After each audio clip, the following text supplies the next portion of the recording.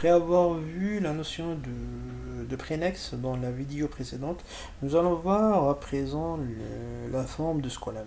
En fait, dans la logique des prédicats, une formule est dite sous forme de scolem si cette formule ne contient aucune variable liée avec le quantificateur existentiel. Et pour rendre une formule sous forme de scolem, on doit procéder comme suit. Donc l'algorithme de scolemisation consiste en premier lieu à rendre la formule en question sous forme normale prénex, c'est-à-dire tous les quantificateurs de cette formule se trouvent dans la partie gauche de la formule.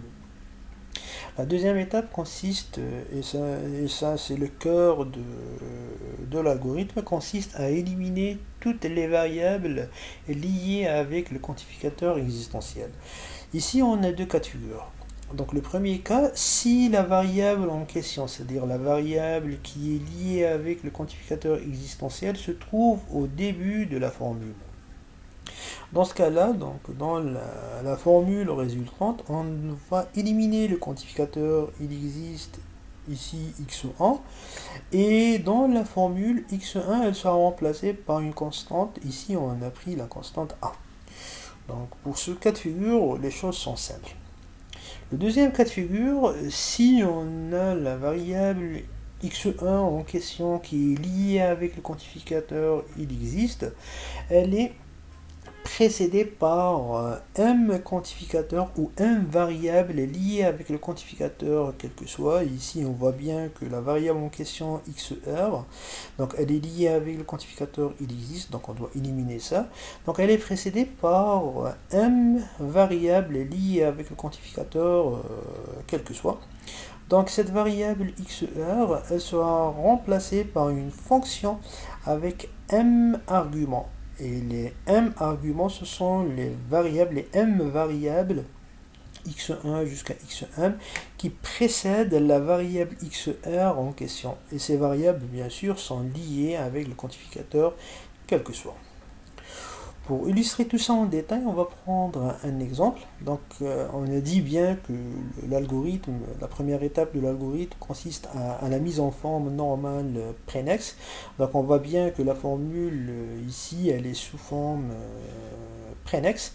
Donc, tous les quantificateurs se trouvent dans la partie gauche de la formule. Toutes les négations sont accolées devant les différents atomes. Donc, il s'agit bien de la forme normale prénex.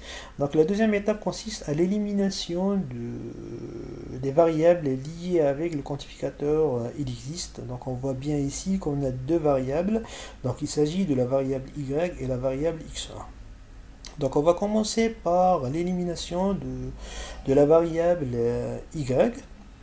Donc, on voit bien que il existe y, elle est précédée par une seule variable lié avec le quantificateur universel, donc c'est-à-dire x. Donc on a vu bien que on va éliminer il existe y dans la partie résultante, dans la formule résultante, et on va remplacer y par tout simplement une fonction à un seul argument, et l'argument ce sera x, car y elle est précédée par la variable x. Donc la deuxième modification à faire, c'est l'élimination de x1. Donc dans la formule résultante, on va éliminer x1.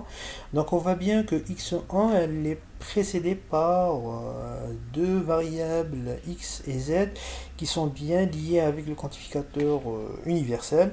Donc du coup, x1 ici, elle sera remplacée par une fonction f de xz à deux arguments, et tout simplement ces arguments ce sont les variables qui précédaient la variable x1 en question.